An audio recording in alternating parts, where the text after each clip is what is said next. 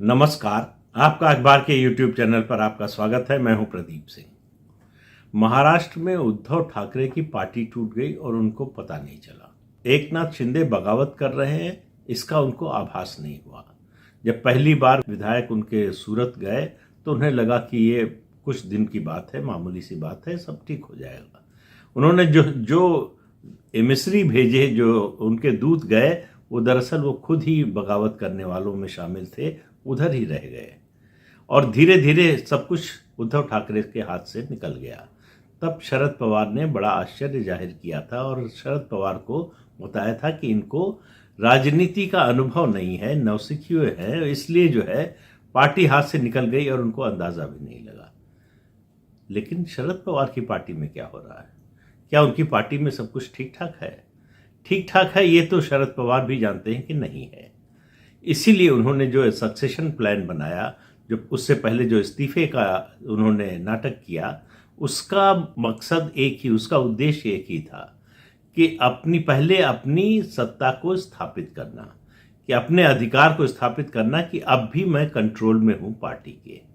अब आप बताइए कि 24 साल पार्टी चलाने, एक छत्र राज करने, पार्टी में राज करने के बाद अगर किसी नेता को ये साबित करने की ज़रूरत पड़े, ये जानने की ज़रूरत पड़े कि पार्टी पर उसकी पकड़ है या नहीं, तो इससे अंदाज़ा लगा लीजिए उस नेता के बारे में, उसकी क्षमता के बारे में, राजनीतिक क्षमता के बारे में। उद्धव ठाकरे चाहे जितने भी अनुभवहीन हो, लेकिन शरद पवार को तो कोई भी किसी भी दृष्टि से अनुभवहीन राजनेता तो नहीं कह सकता। जब उनकी पार्टी और उद्धव ठाकरे के गुट ने और कांग्रेस ने मिलकर, मतलब महाराष्ट्र विकास आघाड़ी ने धोखाधड़ी का आरोप लगाया एकनाथ शिंदे पर और उसका एक दिवस मनाने की कोशिश की, तब उस पर देवेंद्र फडणवीस ने टिप्पणी की कि शरद पवार ने क्या किया था। वसंत दादा पाटिल के सबसे विश्वास पात्र मंत्रियों में थे, सबसे करीबी थे, उनके राजनीतिक शिष्य माने जाते थे। उनको धोखा देकर वो निकले अपनी पार्टी से 42 या 44 विधायकों को, सिर्फ 42 या 44 विधायक लेकर, जितने शिंदे लेकर निकले हैं, शिंदे भी 40 विधायक लेकर निकले हैं। उसके बाद जो है बीजेपी, जो उस समय जनसंघ थी, जनसंघ और दूसरी पार्टियों ने समर्थन किया, तब वो मुख्यमंत्री बने। तो ये बात शरद पवार भूल गए, लेकिन शरद पवार को ये बात सुनकर बड़ा बुरा लगा। उन्होंने कहा देवेंद्र फडणवीस, जब मैंने बगावत की थी, मुख्यमंत्री बना था, तब देवेंद्र फडणवीस जो है वो शायद स्कूल भी ना जाते रहे हों, बहुत छोटे रहे होंगे, उनको कुछ पता नहीं है, इसलिए उनको इसके बारे में कुछ बोलना नहीं चाहिए। लेकिन बात तो सच है, शरद पवार ने वसंत दादा पाटिल को धोखा दिया, उनसे बगावत की। इस सच्चाई से वो कैसे मुंह मोड़ सकते हैं? एक। दूसरा, वो 24 साल में अपनी पार्टी को कहां पहुंचा पाए हैं? महाराष्ट्र में, जिसके वो क्षत्रप माने जाते हैं, जिसके वो चाणक्य माने जाते हैं, महाराष्ट्र की राजनीति के तो कम से कम माने ही जाते हैं। उनके जो समर्थक हैं, उनकी छवि इसी रूप में पेश करते हैं। बेस्ट परफॉर्मेंस एनसीपी की पिछले 24 साल में है। 2004 में 71 विधानसभा सीटें, उसी साल जो लोकसभा चुनाव हुआ उसमें लोकसभा की 9 सीटें, 48 में से 9 सीट जीतने वाली, मैक्सिमम 9 सीट जीतने वाले अपने पूरे राजनीतिक करियर में उस पार्टी का नेता की महत्वाकांक्षा देखिए। तो मैं बात कर रहा हूं एनसीपी में हो क्या रहा है। अजित पवार ने तय कर लिया है कि उनको एनसीपी छोड़ना है और वो बीजेपी के साथ आने के लिए बिल्कुल आतुर हैं। किसी भी समय जब भी बीजेपी की ओर से इशारा होगा, अजित पवार बीजेपी के साथ नजर आएंगे। और शरद पवार को भी ये मालूम है कि अजित पवार जाने वाले हैं। अब आप देखिए, दो स्थितियों की तुलना कीजिए। उद्धव ठाकरे को पता नहीं था, वो अंदाजा नहीं लगा पाए क्योंकि उनको उस तरह का राजनीतिक अनुभव नहीं था। शरद पवार को सारा राजनीतिक अनुभव है और उनको पता है, फिर भी अपनी पार्टी की टूट रोक नहीं पाएंगे। तो उद्धव ठाकरे के बाद शरद पवार की पार्टी टूटने वाली है। और ये भी आप जान लीजिए कि अजित पवार अकेले नहीं हैं, उनके साथ कितने विधायक आएंगे नहीं आएंगे ये मुझे नहीं मालूम है। लेकिन शरद पवार के एक दूसरे विश्वास पात्र प्रफुल्ल पटेल, जिनको उन्होंने अभी अपनी बेटी सुप्रिया सुले के साथ कार्यकारी अध्यक्ष बनाया है पार्टी का, वो भी भाजपा में आना चाहते हैं। वो भी बहुत आतुर हैं, बहुत इच्छुक हैं कि किसी तरह से भाजपा में एंट्री मिल जाए। और एक बात आपको बताऊं तो सुनकर आपको आश्चर्य होगा, आपको विश्वास भी नहीं होगा। ये किसी के लिए भी विश्वास करना मुश्किल होगा जो महाराष्ट्र की राजनीति नहीं जानता है या जो शरद पवार को नहीं जानता है। शरद पवार मैं हमेशा से कहता रहा हूं, वो राजनेता नहीं है, सौदेबाज है, व्यापारी है, राजनीति के व्यापारी हैं। जहां सौदा जैसा पटे वहां वो जाते हैं। कांग्रेस से सौदा नहीं पट रहा था सोनिया गांधी से, तो उन्होंने पार्टी छोड़ दी। पार्टी छोड़ने के कुछ महीने बाद ही फिर उसी कांग्रेस से समझौता कर लिया सत्ता में आने के लिए। तो वो किसी से भी समझौता कर सकते हैं। जिस शिवसेना का उन्होंने हमेशा विरोध किया, उस शिवसेना से समझौता कर लिया क्योंकि सत्ता मिल रही थी। तो शरद पवार सत्ता के बिना, पानी के बिना मछली जैसे रहते हैं।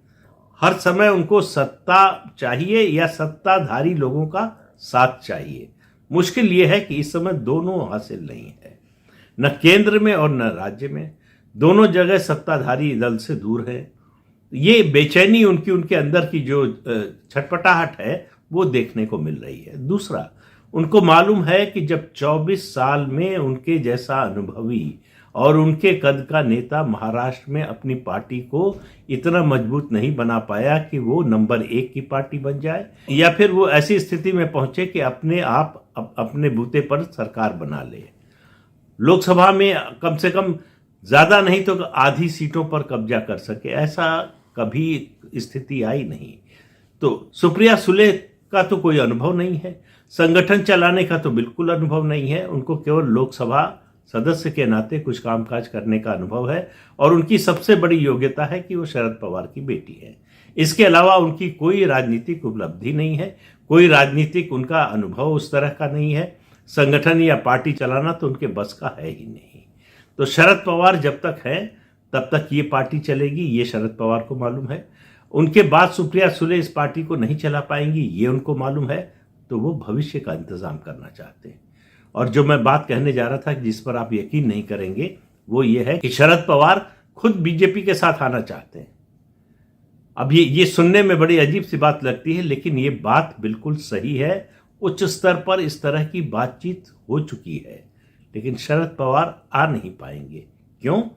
क्योंकि वो अब भी हवा के घोड़े पे सवार है। उनको पता नहीं किसने बता दिया है, कैसे उनको ये मुगालता हो गया है कि वो देश के बहुत बड़े नेता हैं। वो उनके आने का मतलब बीजेपी में आने की बात कर रहा हूं, गठबंधन की बात नहीं कर रहा हूं।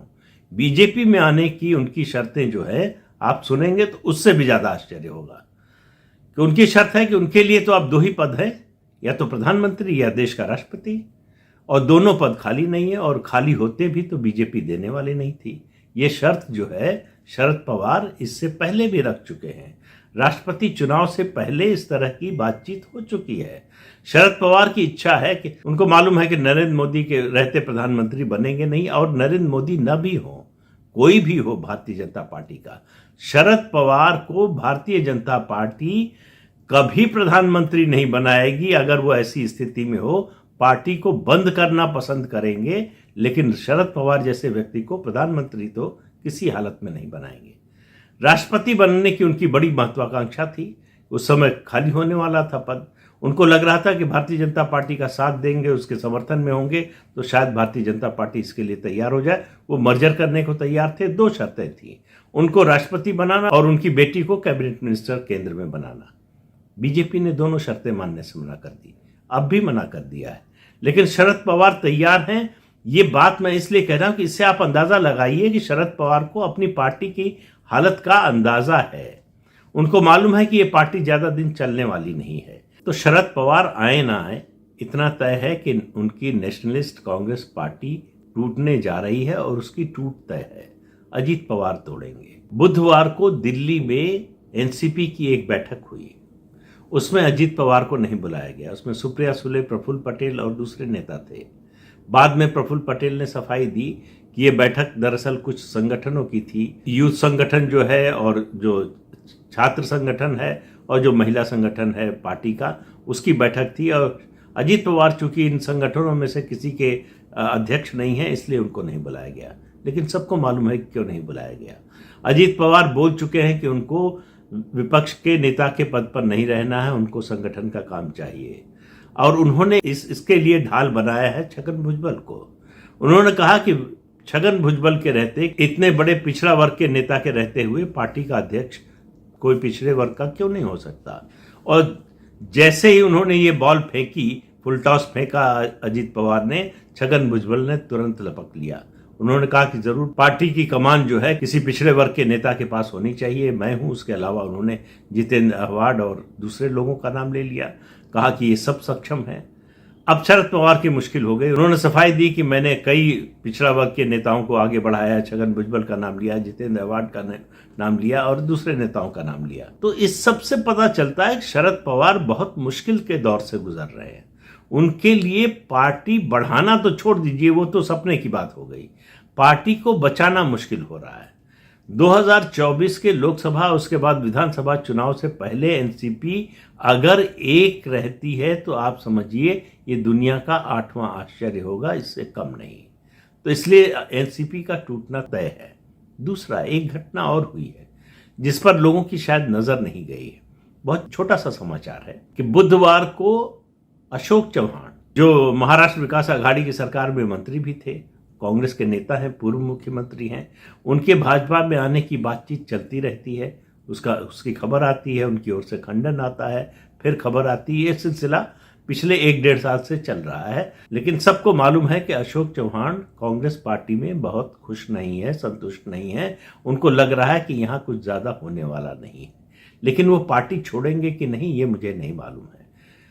बुधवार को अशोक चौहान किसके घर पहुंचे? अजीत पवार के, और कहा कि बदली हुई राजनीतिक परिस्थितियों में हमको काम करने की आदत डाल लेनी चाहिए। तो ये बदली हुई परिस्थितियां क्या है? उन्होंने कहा उसके अनुसार हमारा राजनीतिक आचरण होना चाहिए। उन्होंने कहा कि मैं जो बात करने आया था वो दूसरे मुद्दे थे, ऐसी कोई राजनीतिक बात नहीं थी। लेकिन अशोक चौहान का अजीत पवार से मिलना ऐसे समय में जब अजीत पवार बिल्कुल तैयार बैठे हों भारतीय जनता पार्टी में शामिल होने के लिए, केवल भारतीय जनता पार्टी के हरी झंडी दिखाने का इंतजार है। अशोक चौहान का मिलना, जिनके बारे में ये चर्चाएं होती रहती हैं। महाराष्ट्र की राजनीति में बहुत कुछ हो रहा है अंदर अंदर, खदबदाहट है, राजनीति उबाल पर है, लेकिन अभी पानी बाहर नहीं आ रहा है। कब आएगा? 2024 से पहले तो निश्चित रूप से आएगा। क्या अशोक चौहान भी भारतीय जनता पार्टी में आएंगे? इसका अभी पता नहीं है।